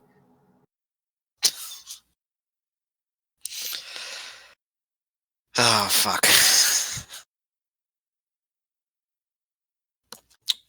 So thoughts? Again, I said it during the match. This is a match where the build was always going to be more exciting than the match itself. The match itself, it was a clusterfuck. It was fun. It was, I think, it was a lot more disposable than I thought it would be. Like, it felt pretty standard, surprisingly. Fair enough. Well, technically, it was a B show pay-per-view. Backlash was never a big pay-per-view, so. Well, honestly, this is a feud that should have ended like a month or two ago at the Mania match that they recap in the intro. Even back in 2006, they were needlessly extending feuds. Yeah. It was still entertaining, though. I enjoyed it. So yeah, thanks James for giving us a great main event for our first episode.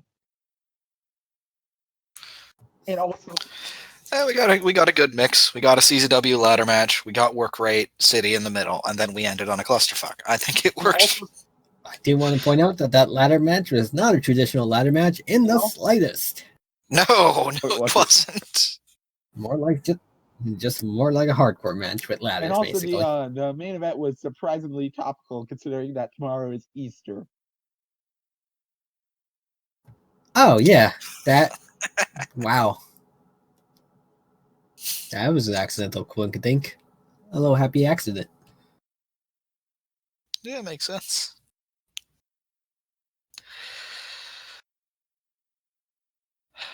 So, are you guys going to confirm to McMahonism? No, thank you. Nope. Yeah, me neither. I prefer to join the Dark Order. Yes, not only in Ed said join the Dark Order before James did. James is a huge Dark Order fan, and Ed just stopped that for a second.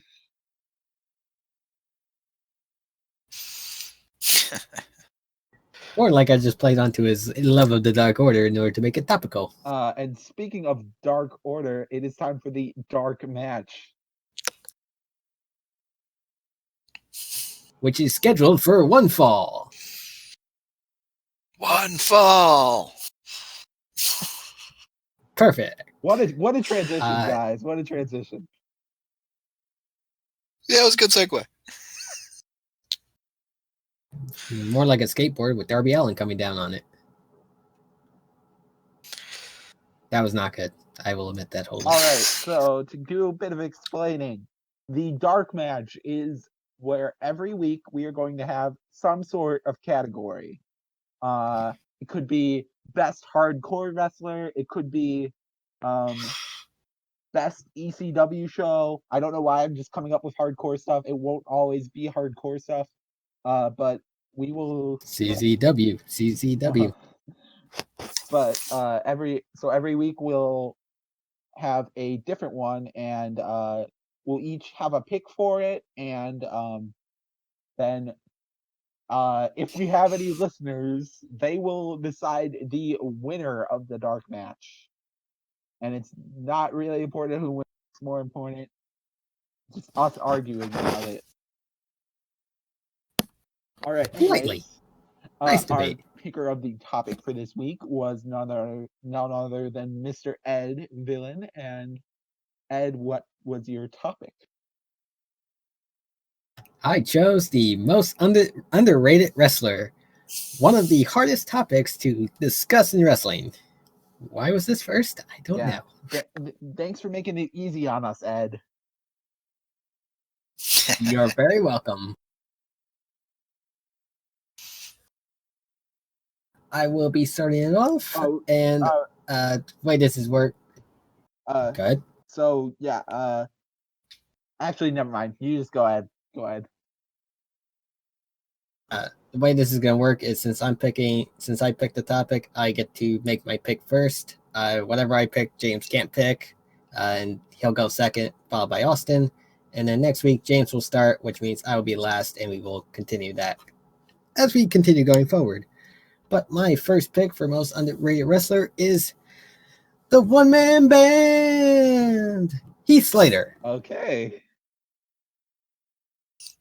Good choice. I mean, he is a pretty great in-ring worker, very entertaining. He made an entire segment, or multiple segments, leading up to Raw 1000, where he got jobbed out to old legends, entertaining as hell.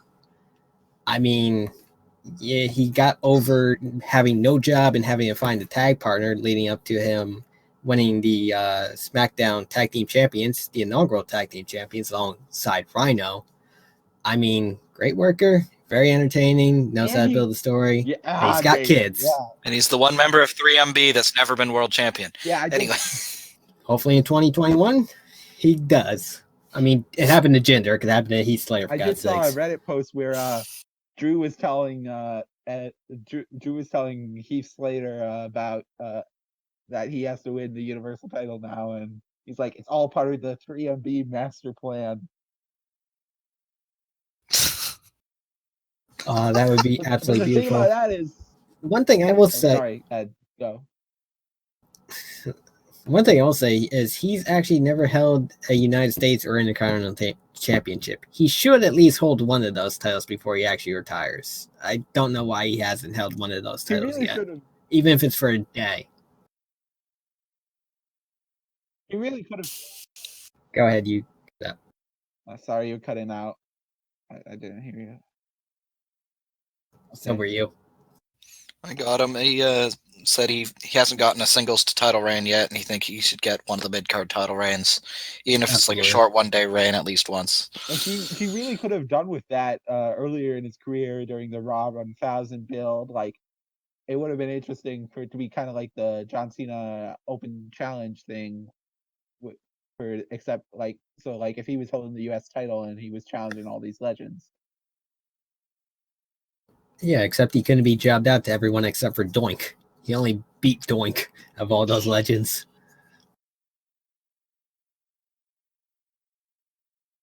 But that is my pick. I mean, just great wrestler, very entertaining. He has some very good storylines. And he's got kids. Ooh, give him a world title, WWE.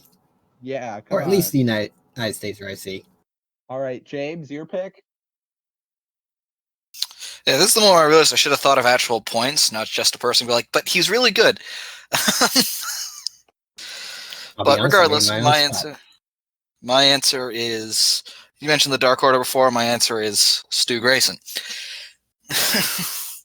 Who I think we all can agree is clearly a very good wrestler, and thankfully the Dark Order is starting to pick up in AEW in recent months, but that start kind of slowed them down quite a bit. With that said, the man is so very good. I genuinely think if they wanted to get behind him, and there are a lot of people this would be true with in AEW, but I genuinely, if they wanted to get behind Stu, he could be top guy in the company. He can wrestle incredibly well. He's consistently entertaining. Letting him talk, even if it's just in short bursts, he's always fun. If anybody remembers, I want him to die! She genuinely yelled in the middle of a match, and it was fucking hilarious. And he says shit like that all the time. He is just an entertaining, crazy person that I think if they want to give him a run at some point, they could have the rest of the Dark Order backing him up, and they could have this crazy bastard fucking go for quite a run. I think it could happen. I will say he would need a different name than Crazy Bastard, because I think... Well, his name is Stu Grayson. Yeah, but he would need a different nickname, because Pac might get a little pissed at that nickname. Yeah, well, I'm not saying that's his actual nickname. That's my answer. Come up with points, in my opinion, because I don't know that much about Stu Grayson, and I trust you enough that if you say he's underrated, I'll trust you on that. Guess that's kind of going against the spirit of the segment, but whatever. I could definitely see Stu as a very good, entertaining worker. I haven't seen much of him except for AEW, and he's kind of been the secondary guy. But he's definitely got the work right. Let me be perfectly clear. Uno is excellent as well, and he would be the person that I think talks more than Stu. But I think Stu would be the guy that if they were going to give one of them a singles run. I really don't see fair enough Stu getting a singles. I mean, the commentary in AEW does a great job of putting over tag team wrestlers in terms of what they're actually doing rather than just as a tag team. But I can't really see Stu going on a run in the Dark Order, a singles run in the Dark Order, mainly because of just where the Brody Lee segment is heading. Brody. I'm not saying do it now. I'm saying after some time has passed, when the time is right, they could do it. Obviously, they can't do it now. They're not going to suddenly give him a singles run while they're focusing on Brody. I'll agree there. Don't do that immediately, but I think a time would come where it would make sense. I mean, with the TNT title, with Stu and Brody, both with Brody especially trying to make his disciples or followers actually follow and actually do good and make themselves better, giving Stu the TNT title wouldn't be a horrible option. Yeah, it wouldn't. Not the first name you'd put out there to get that title, but not a horrible one for their story. I will say, the Dark Order, I have no clue what their next move is. Especially Brody. I know that with COVID-19, probably that derailed their plans a fair amount. Well, they're probably in the corner right now because odds are Uno and Stu are stuck in Canada. Yeah, that's not looking good right now. In case you've been wondering where they've been, probably Canada. Also, just to be clear to our audience, James lives in Canada, so there's. Yeah, there may be some bias, but they are very, very good. All right. I definitely think we should see a run of the two of them as a tag team, and they shouldn't have a hard breakup or anything. I think we need more of them as a tag team before we see Stu get a singles thing. But I think it could. Tag team, so. Yeah, they are currently in line. I think they're undefeated this year as a tag team, which is the only thing that matters for the title. All right. I think it's. Any more points, James? I think I've made my argument. My turn now for my pick. Real quick. I'm gonna try and rush through this, but here are some people. Just because there's so many people who are underrated, I made a very quick list of some of my considerations. Christopher Daniels, Dustin Rhodes, Trent, Jay Lethal, Tyler Breeze, Big Damo or Killian Dane, Noam Dar, Zach, Damo. Big Damo, Noam Dar, Zach Gibson, Drew Gulak, Austin Aries, boo, and Joe Hendry. So those are some of the underrated wrestlers. Jay Lethal was a very close pick, as was Tyler Breeze. But I mean, I feel like they've been acknowledged as really good wrestlers and like good guys and solid guys to rely on. Jay Lethal more so than Tyler Breeze. Tyler Breeze, I don't believe, also has not have a single run. Actually, I don't know if he's had a title run, period. I think that's the running joke right now with the up, down, down title being his only title he's ever won, aside from FCW, maybe. Yeah, but I mean, Tyler Breeze is a cult classic, sort of like fan favorite. Like people on the online know he's like good and like can wrestle and is reliable, sort of. Yeah, I think the Smarks and anyone who watches Up, Down, Down definitely has Breeze's back. Jay Lethal, I don't know if you could call him underrated, considering he's carried ROH at certain points during their lifetime. Yeah. So, anyways, so those were the guys I didn't pick, but I thought were very deserving. The guy I did pick is the one and only, the best hair in the biz, the glamorous Prince Peacock. Boys, it's Dalton Castle. I love me some Dalton Castle. Let's hear your explanation for why he's underrated. Castle, I mean, I've been super into him ever since I like got into wrestling and discovered indies and like ROH. I just think he's a very good talker. He has a really good presence in ring that I feel like that's something that's underrated about it. Well, I mean, not really underrated about it. He has showmanship. There's always this discussion going around is that there's no good characters in wrestling anymore. I feel like he's definitely a good character. I will say he's not the best in the ring, but I feel like he's become such a footnote that I feel like he's deserving of most underrated wrestler. And I hope that with the new ROH being led by Marty Scurll and such, currently I think he's teaming with Joe Hendry. I was doing some research, which is an interesting tag team. They're the most entertaining tag team in wrestling or something. That's their name. Yeah, I think he's really flamboyant. I don't think ROH has the boys aren't a thing anymore. I think he abandoned them after the Madison Square Garden show last year. But yeah, Dalton Castle is my pick for most underrated wrestler. I think he's very good, and more pertinently, I don't think he's talked about enough. I will say, as the guy who doesn't know indies, this was a name I did not know. Also, just by a quick research, he was also world champion in ROH.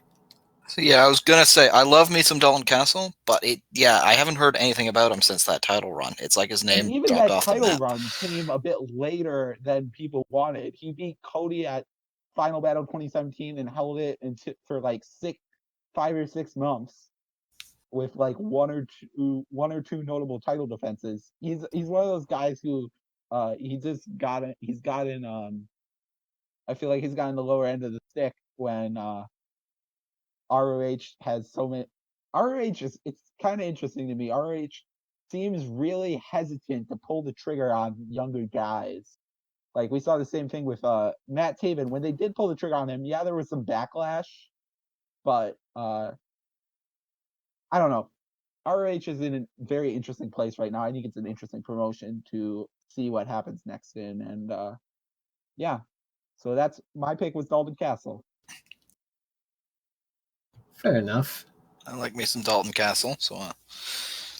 And if it wasn't for the fact that I haven't heard anything about him since that title reign, I might have made an argument. But because it seemed like people just stopped talking about Dalton Castle, I feel like you got a point. I'll let you have that one.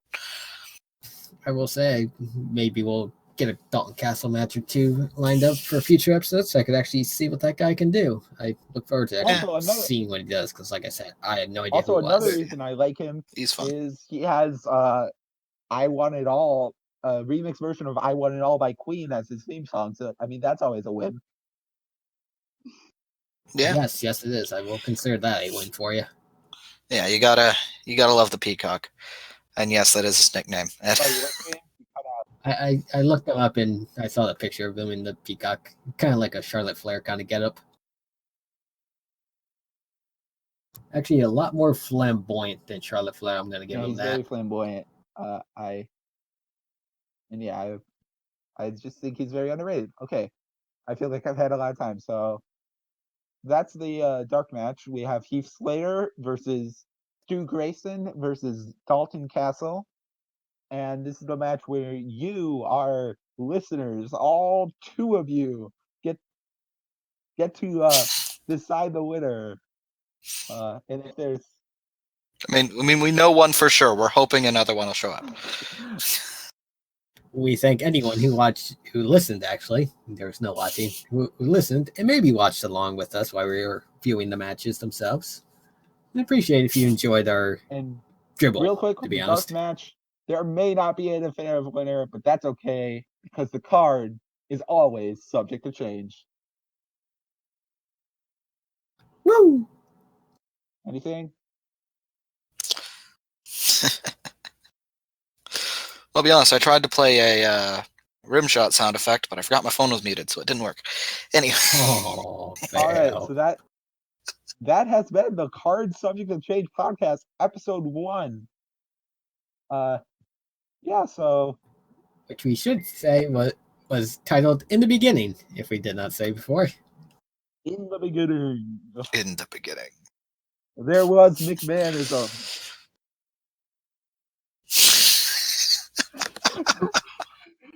Man, There was a 316 high work says, rate I just whipped match from NXT. I mean, what else would you expect? There was a not a ladder match, and there were giant enemy crabs. crab people. Crab. That might be copyrighted. We already roll ahead. All right, James, Ed. Yes, we're very professional. James, Clearly. Ed, anything else to say to our darling 2 viewers? Nope. Thank you again for watching, though. Like I said, we know one viewer. The other viewer we may or may not get. So to our one viewer and to our Schrodinger's viewer, hope you tune in next time. And appreciate if there's any more than 2. Change.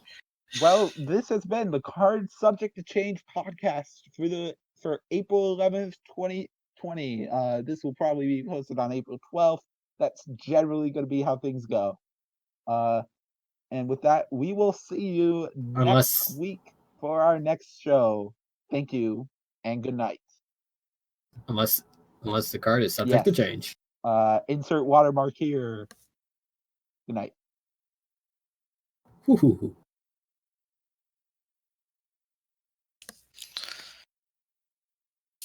right.